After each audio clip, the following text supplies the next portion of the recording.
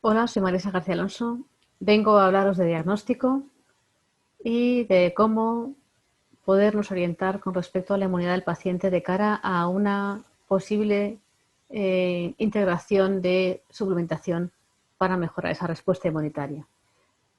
Gracias, Salud, por invitarme a este congreso, al primer congreso de inmunidad integrativa. Para mí es pues un lujo compartir cartel con estos compañeros con los que vamos a disfrutar durante todo el Congreso. Gracias también a los que estéis escuchándome y espero que lo que voy a contaros sea de utilidad y os guste hasta el final. Bueno, como decía, me ha querido interesante hacer un repaso sobre las últimas actualizaciones de técnicas de diagnóstico de COVID, además de otros perfiles que os comentaré, para aclarar un poquito qué son los cambios que está habiendo y qué técnicas podemos encontrar en el mercado para saber qué pacientes están pasando o han pasado el COVID. Así que vamos a hablar de técnicas disponibles, fases desde el contagio hasta el desarrollo de la inmunidad, técnicas de elección para cada fase, interpretación de los resultados, preguntas más frecuentes y, bueno, finalmente terminaré con un recordatorio y las experiencias en los últimos meses.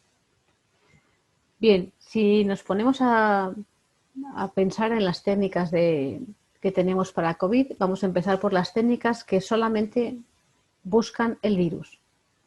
En este caso tenemos la PCR, que es la reacción en cadena de la polimerasa, el test rápido, que es lo que acaba de llegar a España, que ha traído el gobierno, con la intención de hacerlos de forma masiva. Por ejemplo, han ido ahora a zonas, a barrios de Madrid, y que de forma, pues digamos, rápida, en 15 minutos, puede detectar si hay virus o no hay virus. Ahora veremos sus pros y sus contras.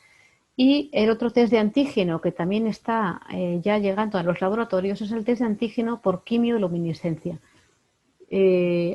Vamos a decir que tenemos ya 3 tipos de test que pueden medir el virus in situ, ¿vale? Solamente miden virus. Si hablamos de la PCR, reacción en cadena de la polimerasa, como ya sabéis, esta técnica tiene una serie de ventajas, que es que detecta el virus in situ, aunque sean trozos de la proteína, fracciones de proteínas, de secuencias genéticas de un par de proteínas en pequeña cantidad. Es decir, se buscan de las proteínas, de 2 proteínas, por ejemplo, o 3 del virus, unas regiones que genéticamente se pueden replicar en nuestros equipos de biología molecular para poder ser identificadas. Es una técnica de alta sensibilidad y de alta especificidad siempre que se trabaje con primers exclusivamente específicos de las regiones proteicas y que solo correspondan al virus buscado. Desventajas de la PCR. Pues las hemos visto durante todos estos meses, que al detectar fragmentos del virus que no son viables, es decir, se pueden detectar fragmentos que a veces corresponden a virus que ya han muerto, a virus que ya han sido destruidos por nuestra respuesta inmunitaria. Con lo cual, cuando detectamos una PCR positiva, no podemos saber si el paciente es contagioso o no, salvo que de alguna manera el laboratorio, como es nuestro caso, yo lo estoy haciendo, informe por lo menos de en qué ciclo, en cuál de los ciclos ha sido detectada esa carga viral, o sea, esa fracción del virus, ¿no? Es muy importante conocer la carga viral, es muy importante saber cuánto virus, qué cantidad, o si hay mucha o poca cantidad en la detección para poder tener en cuenta el pronóstico del paciente y saber si además está siendo contagioso o no.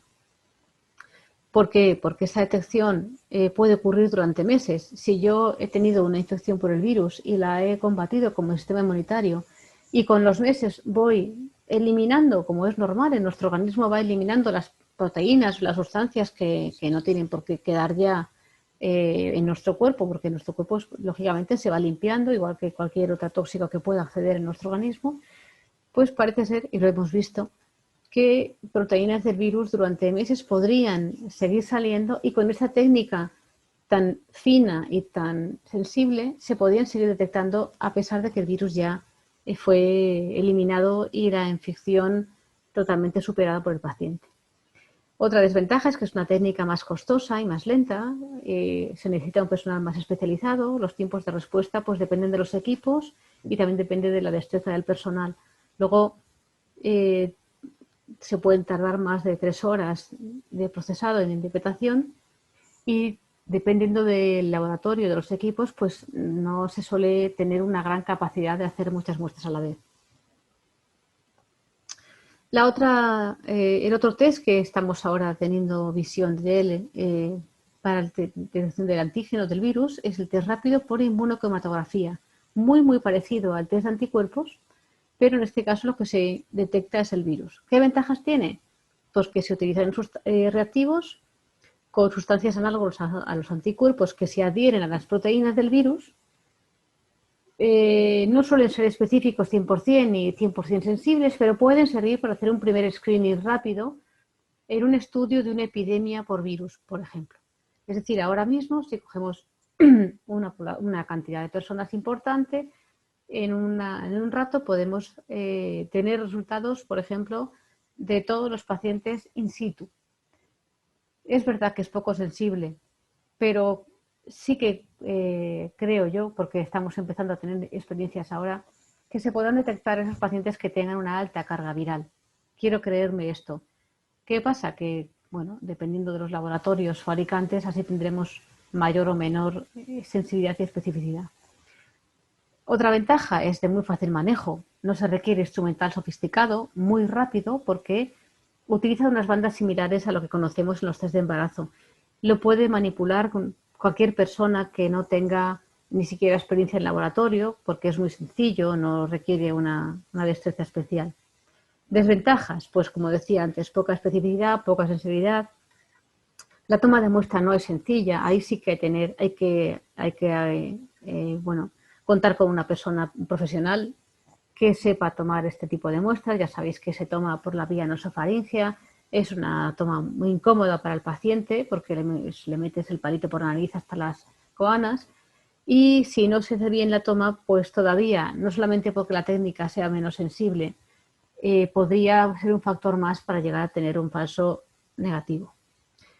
Otra de las desventajas que yo veo es que están llegando, ahora lo digo por experiencia propia, nos están bombardeando montones de distribuidores con diferentes tipos de esos test que vienen de China, de Corea, de no sé de dónde, con lo cual vamos a volver a tener el problema que tuvimos con los anticuerpos de test rápido, que no van a ser diferentes en cuanto a su especificidad y sensibilidad y vamos a tener que tener muy claro, sobre todo los que hayan sido validados por el Instituto Carlos III o validados por nosotros mismos como técnica diagnóstica de fiar, ¿no?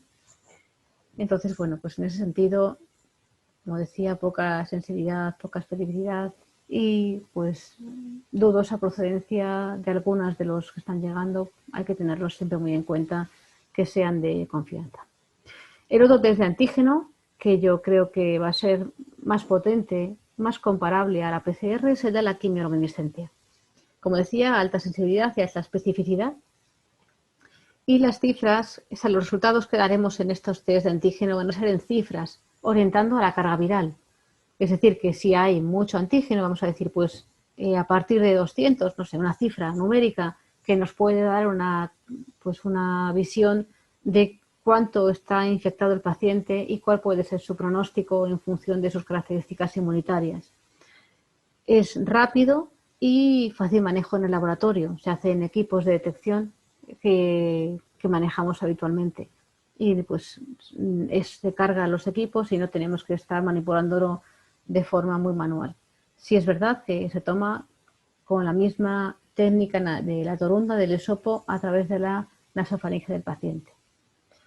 Desventajas, por decir alguna, de esa técnica de antígeno por quimioluminiscencia es que pues, no se pueden procesar en la calle, ni en una consulta médica, ni tampoco en sitios improvisados. Tiene que ser exclusivamente en el laboratorio y los resultados van a tardar tanto en cuanto la muestra llegue al laboratorio. Una vez que llega y se prepara, pues que va a ser poco procesamiento, ya se meten en los equipos y el resultado puede estar en 1 hora.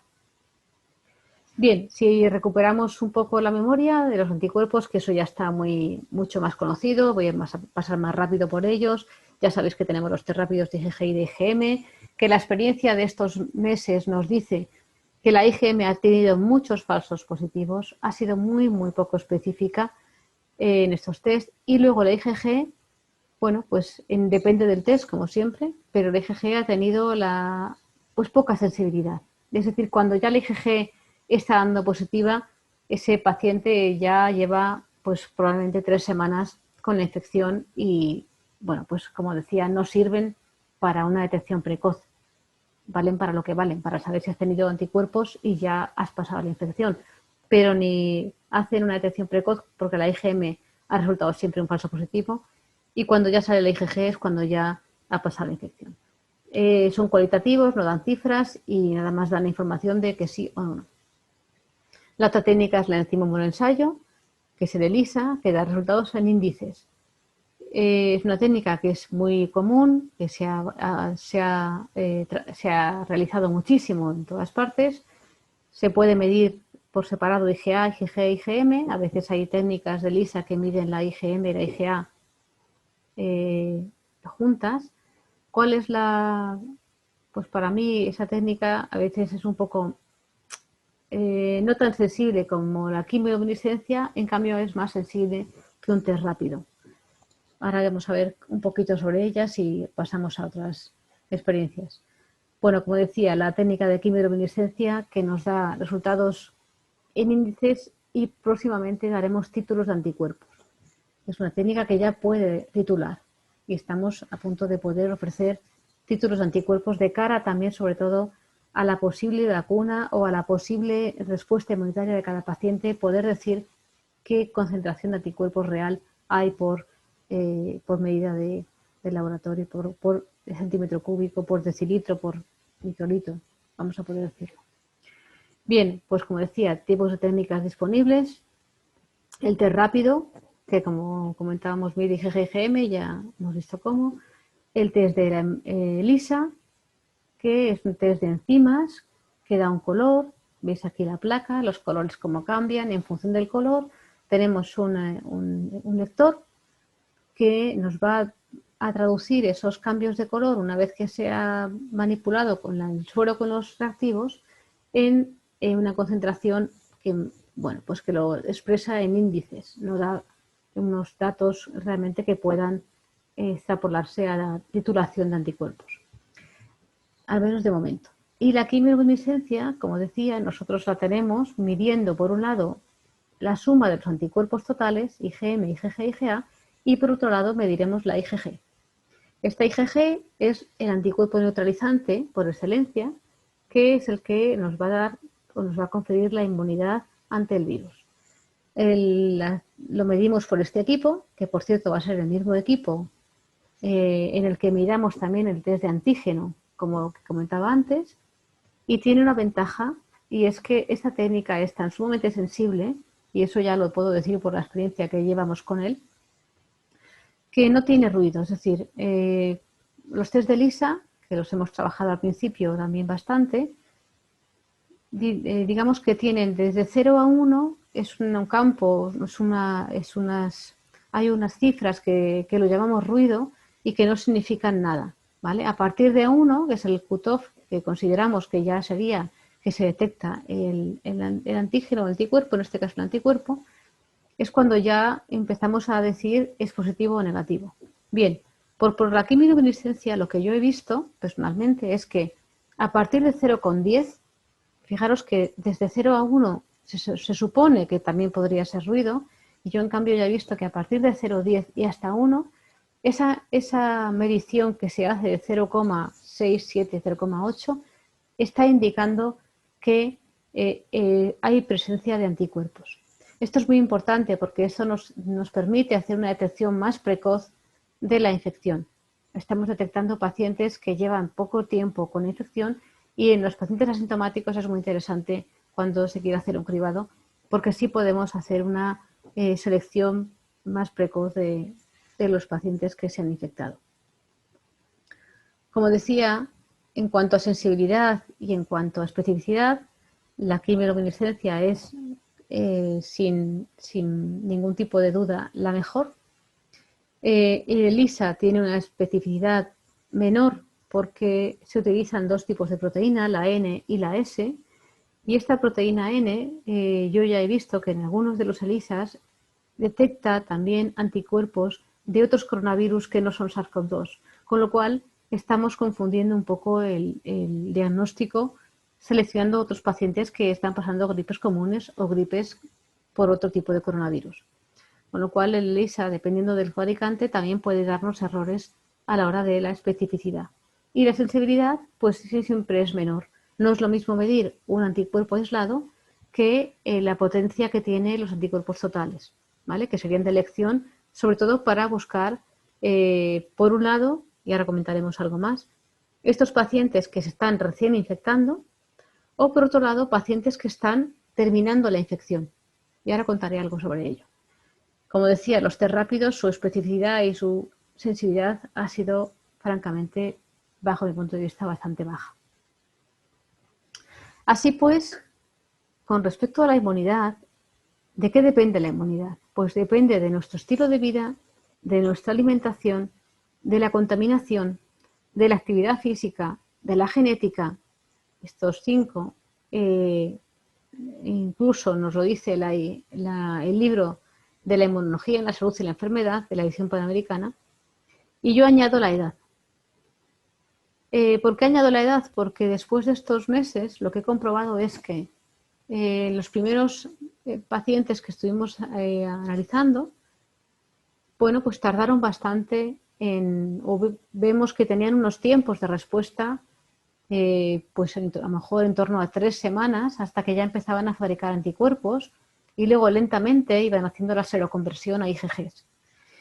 Cuando ya nos liberaron del confinamiento y empezamos a salir en verano y los jóvenes empezaron a juntarse y a contagiarse entre ellos, a generar esa inmunidad cruzada, a mí me llamó muchísimo la atención la rapidez con la que las personas jóvenes hacían la seroconversión. Estamos hablando de personas jóvenes que se contagiaban, por ejemplo, hoy, y en cuestión de 2 semanas ya tenían anticuerpos, incluso anticuerpos IgG. O sea, para mí ha sido revelador, y además ya lo sabíamos seguro, ¿no? Pero ahora mismo comprobar cómo la gente joven, su inmunidad es muy rápida, ellos hacen una seroconversión muy, muy rápida, muy temprana, comparada con pacientes de mayor de 40 años, y no digo ya los de 70, que también los hemos tenido, por supuesto. He tenido la suerte de poder hablar con muchos de los pacientes y he podido comprobar que, por ejemplo, un señor de 72 años que empieza a tener síntomas, fijaros, en agosto, el 28 de agosto, con lo cual, si tiene síntomas el 28 de agosto, él se ha contagiado prácticamente, estamos hablando de 2 semanas, digamos, el día 14 de agosto. Se contagia el 14 de agosto, tiene síntomas el 28, viene a hacerse los análisis el día 15 de septiembre y le da una señal de anticuerpos totales todavía, o sea, ya positiva, pero IgG todavía negativa. Estamos hablando de un señor que el 14 de agosto tiene contacto y el 15 de septiembre todavía no se ha inmunizado 100%. Tardó todavía 2 semanas más, hasta el 29 de septiembre, a fabricar las inmunoglobulinas G. O sea, 1 mes y medio. Mientras que la gente joven, en 14 días o menos, ha sido capaz, muchísimos de ellos, de fabricar inmunoglobulinas G que les daban ya la respuesta inmunitaria potente para seguir haciendo una vida pues sin contagiar y ya no poderse contagiar más. Así pues, es muy interesante esto. Otra cosa que quería contaros con respecto a la técnica de la quimiluminiscencia, he encontrado lo siguiente: pacientes que se contagiaron en marzo y que a día de hoy me venían diciendo que ellos pensaban que habían pasado la infección, pero se habían hecho técnicas de ELISA y les había dado negativo, o de test de rápido y les dio negativo. Cuando les hicimos la técnica de la quimiluminiscencia de anticuerpos totales, resulta que los anticuerpos totales los tenían positivos, aunque la IgG ya la tenían con poca señal. ¿Qué significaba esto? Pues que su inmunidad, que se produjo en marzo, estos anticuerpos han ido decayendo, han ido desapareciendo, pero la técnica de anticuerpos totales tiene una particularidad y es que es una lectura amplificada. Es decir, aún se mantiene la respuesta de que, o por lo menos la existencia, la evidencia de que ahí hay anticuerpos, aunque ya de forma aislada no se podían titular. Pero a mí, ¿qué me dice esto? Pues que esa persona ha tenido coronavirus. Como la técnica es 100% específica, a la pregunta de ¿haber pasado el virus? La respuesta es sí, lo pasaste. Y además, tenemos que tener en cuenta que los anticuerpos que estamos detectando son en sangre periférica, no estamos midiendo en ganglio linfático. Luego, esa persona que ha tenido una respuesta inmunitaria, es muy posible que si vuelve a tener contacto con el virus, pueda tener una nueva reacción rápida a ese nuevo contacto, a esa nueva infección. Y por contaros más, ya me han llegado pacientes que medimos los anticuerpos en el mes de junio, que se habían contagiado en marzo y que llega a septiembre, se vuelven a contagiar y se ve un aumento de la respuesta de IgGs que normalmente ya en el mes de septiembre estaría muchísimo más disminuida. Esas personas, al volver a tener contacto con el virus, vuelven a aumentar su respuesta inmunitaria. Luego, la inmunidad, aunque los anticuerpos vayan desapareciendo, puesto que el virus ya lo hemos combatido, sigue estando alerta y sigue estando pendiente de que si vuelve a entrar un virus en nuestro organismo, vuelve a fabricar respuesta inmunitaria. También hemos visto que ya hay artículos que demuestran que la inmunidad celular, la inmunidad no mediada por linfocitos B, sino la inmunidad celular de linfocitos T, mantiene la memoria y hace poco estuvimos leyendo algún artículo que decía que esa memoria inmunitaria era para siempre. Luego, todavía seguimos descubriendo mucho sobre la respuesta inmunitaria de las personas. Es muy importante tener en cuenta que no tenemos las mismas respuestas inmunitarias, ni muchísimo menos. Y ahora veremos un poco, pues, qué está ocurriendo a la hora de protocolizar a todo el mundo por igual, ¿no? Entonces, ¿qué tenemos que tener en cuenta? Las fases siempre es la de contacto, la de incubación, estamos hablando de que el primer contacto hasta la incubación hablamos de 7 o de 14 días, del primer día de los síntomas y de la evolución de la enfermedad. Como vemos aquí, hablábamos de que entre 14 días y 0 días sería la fase de incubación. A partir del día 0, que empieza a aumentar la IgM y la IgA, ya podríamos empezar a tener síntomas, pero todavía en las técnicas de ELISA es muy difícil detectar estas dos líneas. Y a partir del día 4, como veremos ahora, ya la quimioluminescencia es capaz de empezar a dar señal. Bien, vemos que los primeros días detectamos fiebre y sintomatología. A partir del día 7 se supone que empieza a elevarse la IgG y empieza a disminuir la IgM y la IgA. Yo aquí quiero hacer un inciso. Había como una especie de obsesión por algunas personas de que como tengo IgM todavía contagio. Cuando ya nuestro cuerpo empieza a fabricar las IgGs, la IgM directamente se deja de producir por nuestros linfocitos B, pero claro, lógicamente sigue circulando en sangre hasta que desaparece. Luego la vamos a seguir detectando. ¿Significa esto que la infección sigue en agudo? No, significa que ya tenemos IgG presente, esa IgM es residual. En cuestión de días vais desapareciendo y además muy deprisa. Luego no pasa nada, una vez que ya tenemos la IgG bien presente en la detección de la analítica, si aún queda un poquito de IgM no hay que preocuparse. De hecho, la mayoría de pacientes a los que después de hacer IgM, IgG, aunque tuvieran un poquito de IgM positiva y se hacían por miedo una PCR, esa PCR solía ser casi siempre negativa. Y en los que ha podido dar alguna respuesta positiva hemos visto que la carga viral era mínima y que posiblemente eran restos del virus. Como decía, y como he podido comprobar, yo esto os lo conté hace unos meses y ahora lo he comprobado, ante una segunda exposición al antígeno, como es normal en nuestro cuerpo, el sistema inmunitario va a volver a arrancar en la fabricación de anticuerpos, va a volver a tener la puesta en marcha de fabricación de un poquito de IgM, pero ya rapidísimamente la IgG. Luego, si vuelve a haber algún síntoma, va a ser muy pequeñito comparado a lo que tuvo la primera vez, o como me ha pasado ya de ver muchísimos pacientes absolutamente asintomáticos y que sus anticuerpos han funcionado pues de esta forma. Este es un estudio que se hizo en el Carlos III con diferentes tecnologías. Ellos pudieron ver diferentes tipos de cuadros de pacientes y comprobaron, como veis aquí, que los anticuerpos totales detectan mucho antes que la IgM aislada del ELISA la infección por el virus SARS-CoV-2. O sea, a partir de los días 1, 2, 3, 4, a partir del día cuarto ya de los síntomas, se podía detectar ya la infección o señal de anticuerpos por la medición de anticuerpos totales. De hecho, ellos midieron con un equipo, sí, igual que el nuestro, de la casa de ortoclínica, de Vitros, lo digo porque son 100% específicos, que lo que miden es exclusivamente la proteína Spike. Con eso y podemos verificar que la especificidad es 100% y que lo que se detecta es solo y solamente el virus de SARS-CoV-2, los anticuerpos del virus de SARS-CoV-2.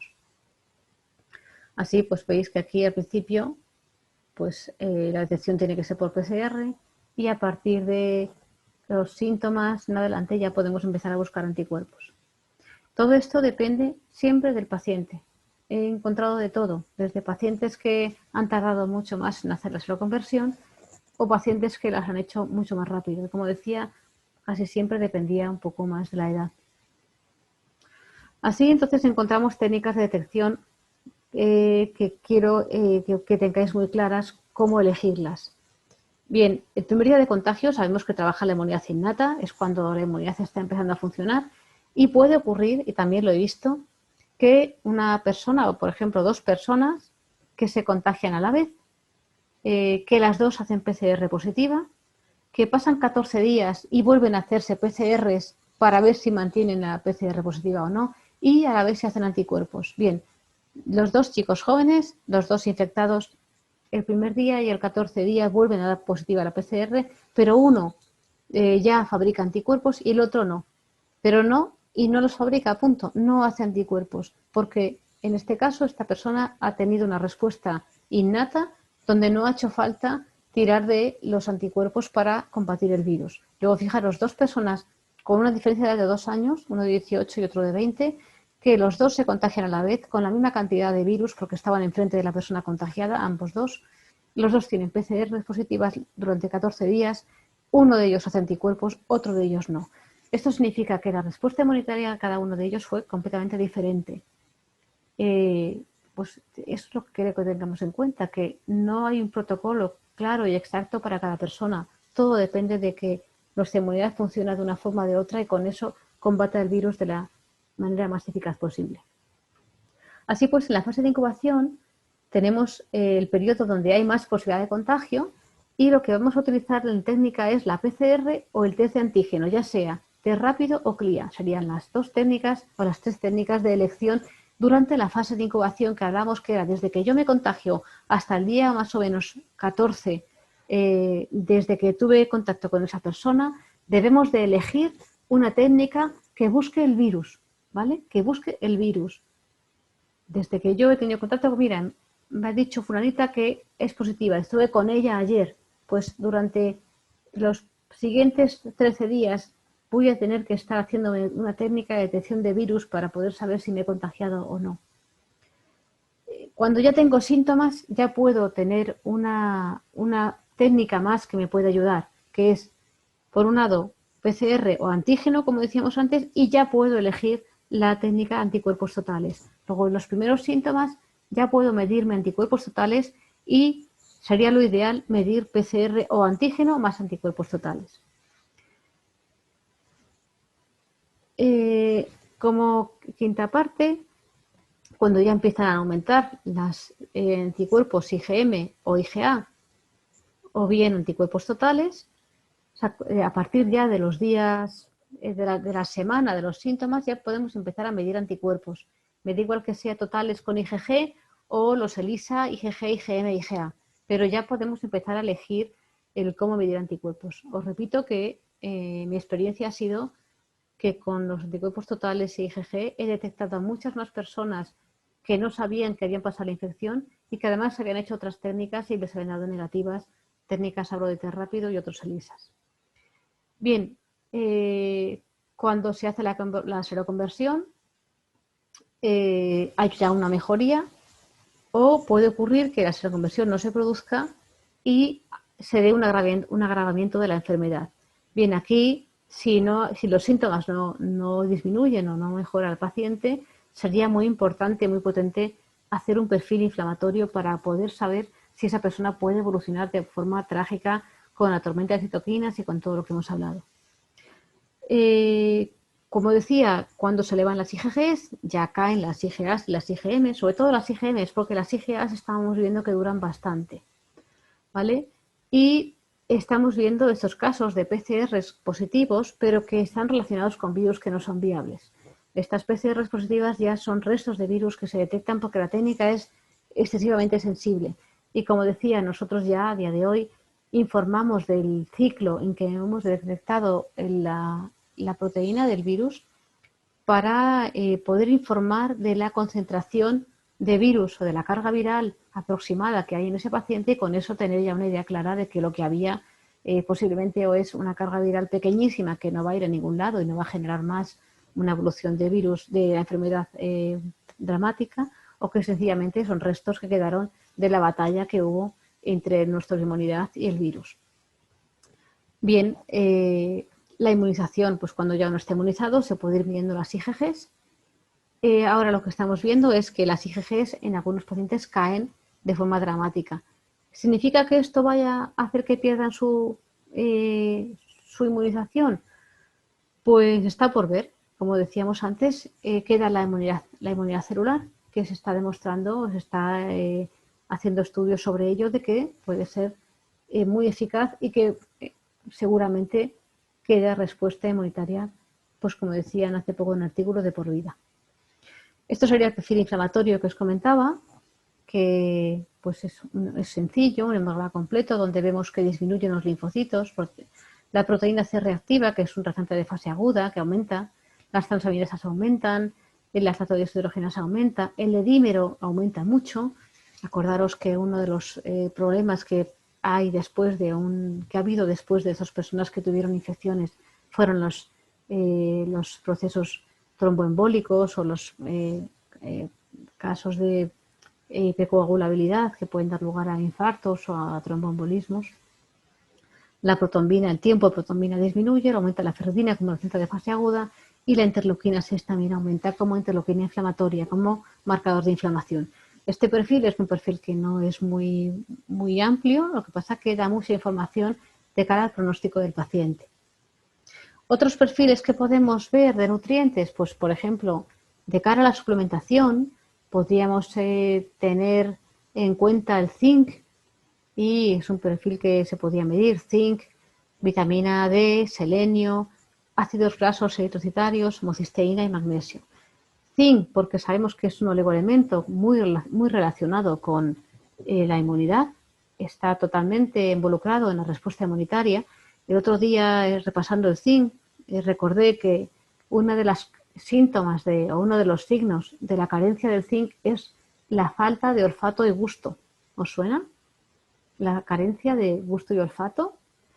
Y una de las cosas que me he estado preguntando estos días es: ¿será que estas personas que desarrollaron una carencia absoluta de olfato y gusto puede ser que tuvieran a la vez una deficiencia de zinc, y que el zinc, al tener que trabajar para la respuesta inmunitaria, se haya consumido de forma trágica o de una forma, digamos, superior, y haya causado estos síntomas? Bueno, dejo ahí la pregunta porque a mí me ha inquietado, y es posible que en los próximos meses me dedique a comprobar los síntomas y a medir zinc en estos pacientes que dicen que tienen falta de olfato y gusto, a ver si pudiera tener algún tipo de relación.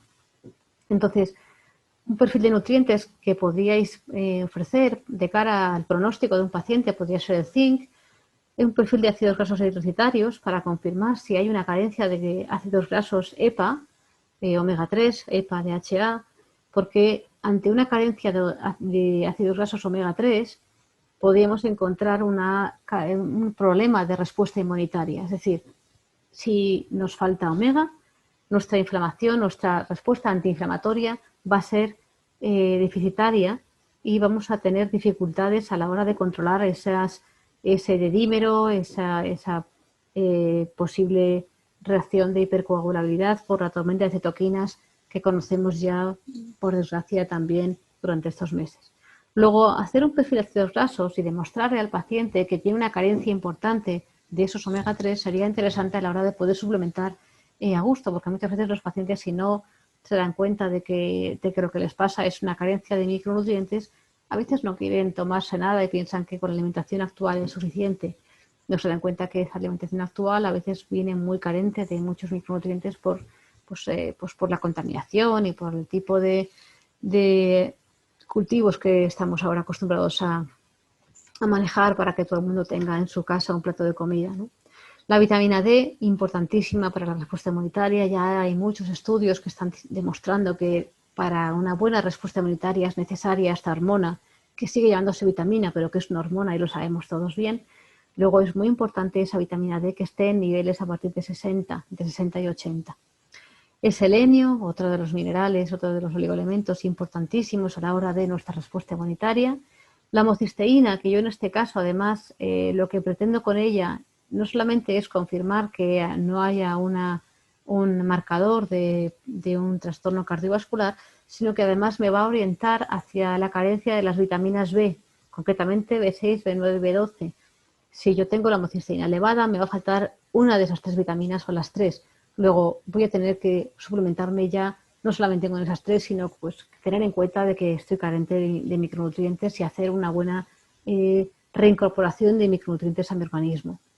Y como no, el magnesio, pongo eritrocitario de apellido porque, como sabemos, en el suero podemos detectar estos minerales, estos oligoelementos, pero pueden estar influenciados por la dieta. Mientras que si yo me voy a membrana de eritrocito a medir zinc, a medir magnesio, a medir selenio y a medir ácidos grasos, esa medición por lo menos va a ser más fija en el tiempo. Me va a estar midiendo una nutrición que podemos equiparar durante de un mes, desde el día que me hago la estación a un mes hacia atrás. Luego con esa medición puedo estar identificando cómo ha sido mi nutrición durante los días anteriores y de esa forma corregir con la micronutrición de cara a tener una buena respuesta inmunitaria. Otros perfiles que nos pueden dar luz a la hora de ver cómo un paciente va a evolucionar en caso de que tenga un problema, en caso de que tenga una infección por virus, ya sea COVID u otro, puede ser el tipaje de linfocitos, que nos dice si la respuesta inmunitaria va a ser eficaz o no. Es muy interesante conocer cómo está nuestro perfil, si nos hemos contagiado durante estos años o no de este tipo de virus, Epstein-Barr, citomegalovirus, herpes zóster, que es el de la varicela, o herpes 1 y 2, el tener en nuestro organismo estos virus, que es el 90% de la población, tenemos 1, 2 o 3 de ellos, pues comprobar cómo está su estado de actividad o de latencia nos va a decir también cómo está nuestra respuesta inmunitaria. Es decir, si yo tengo anticuerpos de Epstein-Barr, pero los tengo de forma que me está diciendo en las cifras que encuentro que está reactivado, esa reactivación viral a mí ya me está diciendo que además tengo un problema de respuesta inmunitaria. O bien hay un problema de estrés, o bien hay un problema de carencia de nutrientes, o bien hay un problema de que he cumplido años y me falta un estímulo inmunitario para protegerme de unos virus que llevaban años conmigo y que ahora se están reactivando. Si ellos son capaces de reactivarse, significa que mi inmunidad está cayendo. Luego, es un marcador muy interesante de cómo se encuentra nuestra respuesta inmunitaria en ese momento. Los metales pesados hemos visto que tienen mucha relación con el despiste de la respuesta inmunitaria. O sea, la contaminación ambiental ha hecho que nuestro sistema inmunitario esté realmente descentrado, por decirlo así, y sabemos que estos metales pesados siempre acompañan a una persona que lleva una dificultad en la respuesta inmunitaria a virus y bacterias, por ejemplo, intracelulares. Muy importante. Y como no me voy a meterme en ello porque quiero que Mar Alonso, mi compañera de este congreso y de otros que conozco bien, os va a hablar de disbiosis intestinal, os va a hablar de microbiota, os va a hablar de la importancia tan alta que tiene el equilibrio de la microbiota con respecto a nuestras mucosas y concretamente nuestra mucosa pulmonar, que es la que nos va a proteger de cara también a las infecciones virales y bacterianas. Luego, poder realizar unos perfiles donde veamos, por ejemplo, esto sería un perfil linfocitario, qué está ocurriendo con la respuesta de nuestros linfocitos o qué está ocurriendo con nuestros virus, y los virus que están, digamos, latentes en nuestro cuerpo de repente se están moviendo, o que si tenemos tóxicos, o si nuestro intestino está en condiciones de equilibrio o no. Todo eso nos va a dar una idea del paciente que tenemos delante, si va a poder responder bien o adecuadamente o no ante cualquier otro evento infeccioso. Entonces, poder conocer esos micronutrientes, poder conocer unos perfiles, elegir según el paciente, no todo, pero sí alguno de ellos para podernos orientar, podría ser interesante. Aquí os presento un tipaje de una paciente que precisamente tiene una reactivación muy seria del virus Epstein-Barr, que veis aquí, que os lo he puesto en rojo, como los linfocitos T citotóxicos, los T8 citotóxicos, están bajos, están deficitarios, su respuesta y su equilibrio se ha roto, no está haciendo una buena gestión antiviral. De hecho, vemos aquí que los T8 activados no están prácticamente más que un poquito dentro de los valores que serían de esperar ante, no lo pongo aquí porque no os lo he puesto, pero sus valores de anticuerpos de virus Epstein-Barr son un disparate, están muy altos, no he visto nada parecido en mi vida. 14.000 unidades del anticuerpo IgG de la cápside del virus Epstein-Barr, 140 de, por ejemplo, del Ehrlich, lo tengo en la cabeza porque llevo tiempo dándole vueltas, y me encuentro con un tipaje donde no hay una respuesta equilibrada, donde hay una hipofunción, y me encuentro además la interleuquina 2, ¿veis? El receptor soluble de interleuquina 2 totalmente arriba. ¿Esto qué significa? Pues está pidiendo a gritos que alguien haga algo para que la inmunidad trabaje y podamos combatir al virus que se nos está desmadrando. Esta persona tiene un virus totalmente desbocado, una inmunidad que está pidiendo, por favor, ayuda. Bueno, pues tendremos que atender además, como decía, a otros perfiles. En este caso hice un perfil de metales, encontramos que hay metales, y yo pienso que tenemos que ir poco a poco encontrando el origen del problema de la disfunción inmunitaria para poderlo solucionar. Y como os decía, a mí me dio la alarma el virus Epstein-Barr tan alto. Pues de ahí vas tirando hasta que encuentras dónde está la alteración inmunitaria y cómo la puedes corregir. Bueno, cómo nuestros médicos, nuestros profesionales pueden corregir estas alteraciones para que la inmunidad esté en condiciones de protegernos hasta el final. ¿De acuerdo? Bueno, esto sería una interpretación de resultados del COVID, pero esto creo que ya lo hemos comentado, no lo voy a repasar más.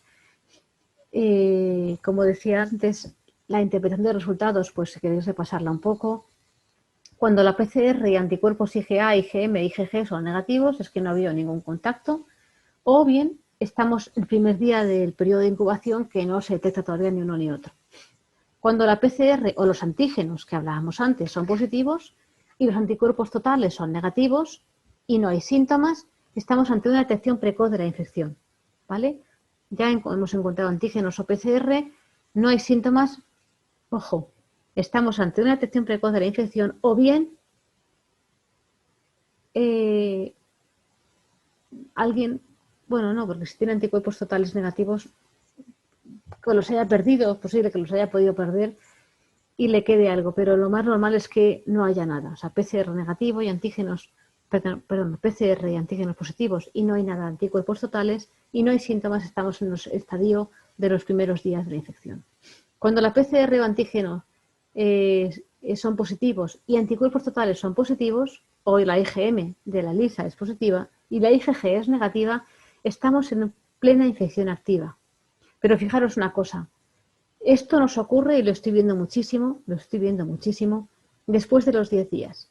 Hay un protocolo ahora que se ha puesto en sanidad, y es que a partir de los 10 días de que el antígeno o la PCR es positiva, le dan el alta. Pero sin embargo estas personas siguen siendo IgM positiva o totales positivos que se corresponden a IgM y a IgA, y la IgG es negativa. Yo no lo entiendo, porque si estas personas aún no han hecho la seroconversión, primero, se supone que podrían ser asintomáticos, puede que ya tengan pocos síntomas, pero podrían estar contagiando. ¿Cómo es posible que a los 10 días, sin tener una anticuerpo IgG ya positivo, donde ya se ha producido una seroconversión clarísima y haya una inmunización, se les esté diciendo que ya pueden salir y pueden irse a trabajar o pueden hacer vida normal porque ya no contagian? ¿Por qué ahora de repente, después de 10 días de la detección de la PCR, dicen que ya no contagian? Si estamos hablando de que hay 14 días de incubación, señores, y después una fase necesaria hasta que se fabrican anticuerpos, ¿qué es lo que nos da inmunidad? Pues que alguien me lo explique, yo no lo entiendo. Estoy viendo un montón de casos así, personas que a los 10 días aún no han desarrollado ni siquiera la presencia de anticuerpos claramente IgM, IgA positivos, aunque estén en nuestra técnica de anticuerpos totales ya se detecta señal. Bueno, pues se empieza a detectar la señal en esos anticuerpos, todavía no han llegado ni siquiera a positivizar y ya les dan el alta. Pues no lo entiendo. Pero bueno, esto es lo que está pasando ahora mismo. Otra posibilidad es que las PCRs o antígenos sean negativos o positivos y las IgMs e IgA o anticuerpos totales sean positivos y la IgG sea negativa. Aquí estamos ante una infección activa o en fase segunda o tercera fase. Es decir, bueno, pues estamos todavía en situación de infectar, como decía antes. Me da igual que la PCR sea negativa. Yo no tengo la respuesta inmunitaria que me está demostrando, que me está pues permitiendo decir que tengo una inmunidad clara, ¿no? Pues lo otro es lo que a día de hoy se ha impuesto a los 10 días de la PCR. Bueno. Otra posibilidad, PCR o antígenos negativos, anticuerpos totales positivos y la IgG positiva. Esto es una evolución favorable. Ya tengo la IgG positiva. En anticuerpos totales, esos anticuerpos totales corresponden a más IgG, puesto que, como os decía, detectan los 3 anticuerpos, pero con una amplificación de la señal que permite, pues por lo menos en las primeras fases o en las últimas fases ya de que los anticuerpos se van perdiendo, permite detectar anticuerpos. Luego, PCR negativo, anticuerpos totales positivo, pero IgG positiva, evolución muy favorable. Anticuerpos totales positivos, IgG positiva, seroconversión y evolución favorable también, aunque ya no hayamos hecho la PCR o el antígeno. Cuando tenemos en ELISA las IgMs y las IgAs negativas y la IgG positiva, hablamos también de seroconversión, evolución favorable. Cuando tenemos IgMs y IgAs negativas, IgG positivas y PCR positiva, aquí estamos ante un resto de virus no viable. Luego seguimos estando en una situación favorable de seroconversión y no hay que preocuparse. Quedan restos de virus. Yo estoy viendo personas que al cabo de 3 meses de haber pasado la infección, todavía en algunas PCR se les detecta esos restos de virus. Y eso es muy interesante a la hora de que cuando hagas una PCR, como decía antes, hay que dar la carga viral. No podemos decir positivo sin más. Esa carga viral ha tenido que ser mínima, con lo cual las personas que han tenido ese virus están todavía eliminando esas proteínas que quedaron de la batalla y pueden dar positivo otra vez. ¿De acuerdo? Así que las preguntas más frecuentes que nos encontramos últimamente. Esta es la más típica. Oye, he tenido contacto ayer con uno que da positivo. ¿Qué hago? Bueno, pues ahora mismo tienes 3 opciones. La PCR, que es, como hemos visto, la más sensible y muy específica. El test de antígenos, que es el test rápido, y el test de antígenos, que es el test de la quimioluminiscencia. Repito, PCR específica y muy sensible. El test de antígenos, que va a estar presente ya cuando en estos meses de octubre, muy sensible, muy específico, que se hace en laboratorio exclusivamente, en nuestros equipos también por quimioluminiscencia, o el test rápido, que ya sabemos que tiene menos sensibilidad y menos especificidad. Y puedo decir a día de hoy que yo ya he recibido pacientes a los que les ha dado el test rápido de antígeno negativo y aún así han querido hacerse el test de la PCR y nosotros le hemos dado una respuesta positiva. O sea, tenía virus, pero el test rápido dio negativo. ¿Por qué? Por la poca sensibilidad que tiene el test, porque es un test de inmunocromatografía, similar a un test de embarazo, igual que el de anticuerpos que vimos hace unos meses y que seguimos teniendo. Bien, otra pregunta. He tenido contacto hace 7 días con una persona que era positiva. ¿Qué hago? Lo mismo, exactamente lo mismo. Estamos hablando de un día, 7 días, prácticamente hasta el día 10 o 14, o hasta que hagas síntomas vas a tener que hacer una prueba de detección de antígeno, detección del virus, ¿de acuerdo? El otro, he tenido contacto hace 14 días y tengo síntomas. ¿Qué hago? Pues ahí puedes hacer test de antígeno y yo te diría, súmale una serología de anticuerpos, test de antígeno o test de PCR, ojo, y súmale una serología de anticuerpos, preferiblemente, además, que sean anticuerpos totales y anticuerpos IgG, ¿vale? En este caso, a lo mejor ya el antígeno puede dar positivo, a pesar de que sea, si es un test rápido, menos sensible.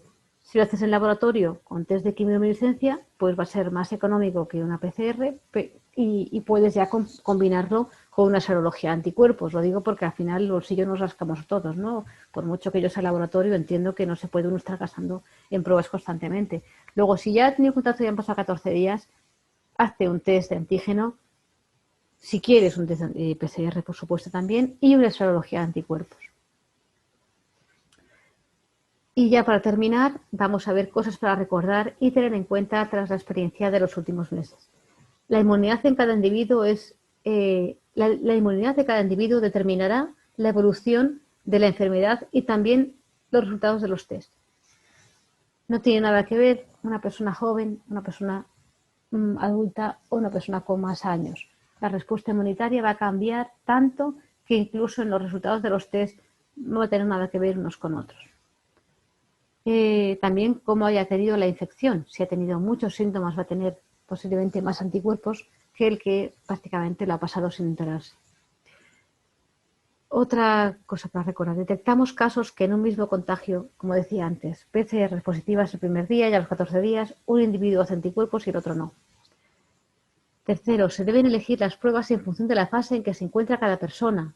No elijáis cualquier cosa, pensarlo. ¿En qué fase estoy? He tenido contacto, ya tengo síntomas. Si yo quiero es saber si lo pasé, pues solamente anticuerpos, no te vas a hacer una PCR, ¿de acuerdo?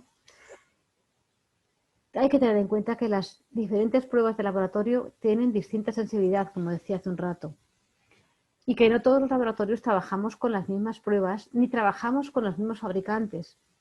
Enteraros bien de con qué trabaja cada uno antes de tomar una decisión de si por este que es más caro o más barato me voy a inclinar por uno o por otro. Elige bien la prueba que te quieres hacer en función del momento en que estés y elige bien qué te quieres hacer y en qué laboratorio quieres hacértelo.